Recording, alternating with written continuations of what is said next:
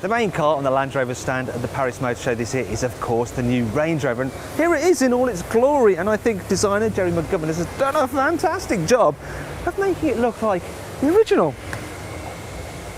Yeah, it's not really very funny, is it? The new one, it's over here.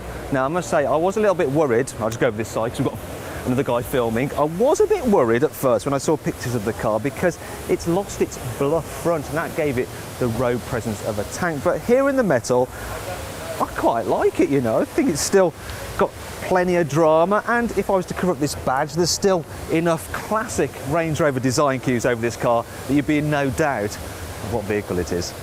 Now, one of the advantages of using that sheer bluff face is that this new model is more aerodynamic than the last one, and that helps improve its efficiency. However, the biggest gains in efficiency this car has made is due to weight-saving measures. It's almost 500 kilograms lighter than the old car, and even though the body is bigger than before, the body shell itself is lighter. It's even lighter than the Evoque's, and it's actually lighter than a Mini Countryman's, though of course this car would be nowhere near as good off-road as a Mini Countryman. Come on, I'm joking. It's going to be the best car in its class off-road, you know that. It's a Range Rover. One of the key features of the Range Rover is the split tailgate. As before, the top half opens electrically, but now for the first time, so too does the bottom part. That's obviously because, well, owners are just too feeble to lift that, or more likely they're just too posh to bother. Now, you can use this. It's a nice little platform to, I don't know, have a picnic, or maybe if you're at the races, you can look over the heads of the hoi polloi, and maybe if you're at a motor show, you can use it for crowd surfing. Now, if I jump, will you catch me? Will you catch me? Come on.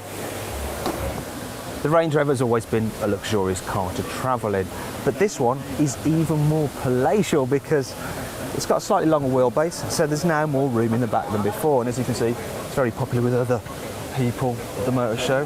We're all just sat here chilling out, really. And if you'll excuse me, I'm just going to have a bit of me time now, okay? While I relax, I'll give you a moment to have a look around the new Range Rover's beautiful interior. If you look at the design, it's quite similar to that of the Evoque, but obviously quality has been taken up a notch. It's also much more simplistic than before. That centre console, it's got very few buttons on it, and it just feels de rigueur. Before we wrap up here, there is one last thing I want to show you. Look, contrasting roof like on the Evoque. Now, I quite like that. I think it works really well with the car, actually.